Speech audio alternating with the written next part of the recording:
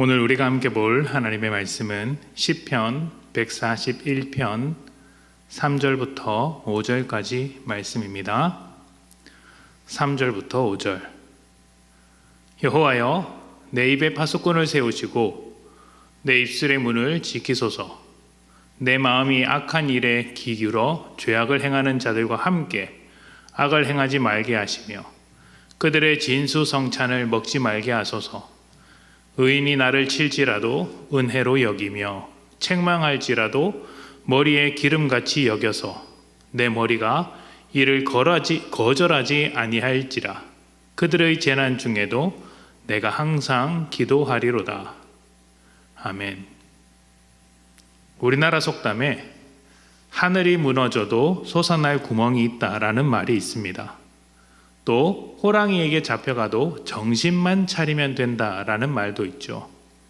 아무리 큰 위기가 와도 빠져나갈 방법이 있으니 절망하지 말고 침착하게 대처하라는 이야기입니다.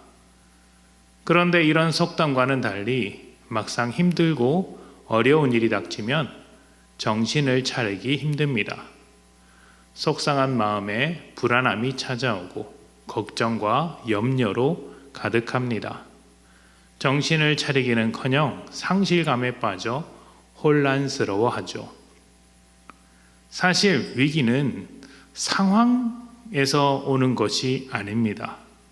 아무리 큰 어려움이라도 심각한 상황이라도 정신을 차리고 해결책을 찾아가면 그 과정 자체는 어렵겠지만 결국 위기는 기회가 될 수 있습니다. 진짜 위기는 그렇게 찾아오는 상황이 아니라 그 상황 때문에 자신이 무너지는 것입니다. 믿음도 그렇습니다. 내 속사람이 하나님을 잘 붙들고 하나님과 좋은 관계 안에서 살고 있으면 외부에서 생기는 문제에 휘둘리지 않습니다. 그러나 하나님과의 관계가 무너지면 아주 작은 일에도 아주 쉽게 흔들리게 되죠. 만약 어려운 상황 가운데 흔들리고 있는 자신을 발견한다면 여러분, 상황을 해결해야 하는 것이 아니라 하나님과의 관계를 먼저 살펴야 합니다. 오늘 시편 말씀에서 다윗은 입술로 범죄하지 않도록 기도하며 악한 것에 이끌려가지 않도록 악한 자들과 함께하지 않도록 기도하고 있습니다. 악한 자들이 있는 상황보다 먼저 자신의 마음을 지키는 데 힘을 쏟고 있는 것이죠. 우리의 삶도 마찬가지입니다. 살다 보면 위기가 없을 수 없고 악한 사람들이 함께 있을 수밖에 없죠. 또 다양한 상황들이 우리의 마음과 생각을 뒤집어 놓을 때도 있습니다.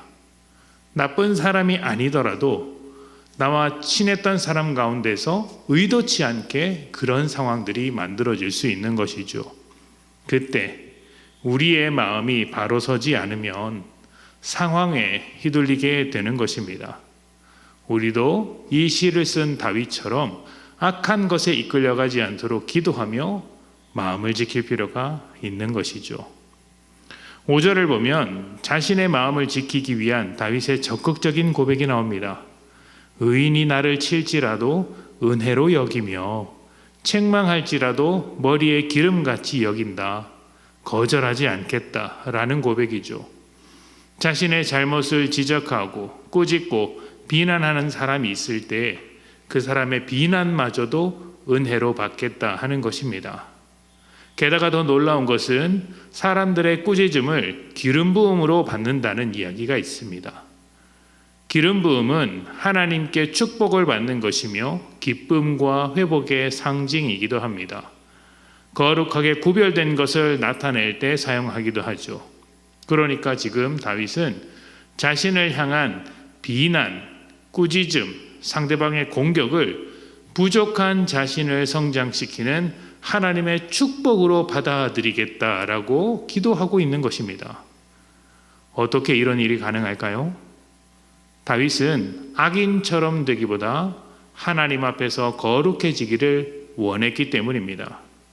그래서 누군가가 자신을 비난할 때 비난하는 그 사람을 저주하기보다 그 비난 속에 담겨진 자신의 부족함을 먼저 들여다본 것입니다. 그래서 5절 마지막에 보면 재난 중에도 기도하겠다라고 하는데 상황이 흔들리지 않고 하나님께 집중하며 자신의 마음을 은혜로 받게 마음을 지켜가겠다 이야기하고 있는 것입니다. 여러분, 살다 보면 위기는 언제나 있습니다. 그러나 우리에게 중요한 것은 위기가 사라지는 것보다 마음을 지키는 것입니다. 마음이 바로 서면 위기 속에서도 온전한 삶을 살아갈 수 있습니다. 비난 속에서도 하나님의 인도하심을 볼 수가 있죠.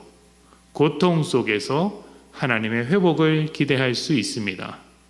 그러니 우리에게 가장 중요한 것, 이것은 마음을 지켜 하나님과의 관계를 유지하는 것입니다. 그렇게 우리의 마음을 하나님 안에서 지켜갈 수 있다면 우리를 비롯한 수많은 상황들, 사건들, 어떤 사람들은 문제가 아니라 하나님께서 내게 일하시는 은혜의 통로가 될 수 있는 것이죠. 지금 여러분의 마음은 어떻습니까? 위기에 흔들리지 않는 마음의 준비가 되어 있습니까? 하나님을 향한 마음으로 세상 앞에 서십시오. 그렇게 될 때 악한 자에게 휘둘리지 않는 우리가 될 것입니다. 함께 기도합시다.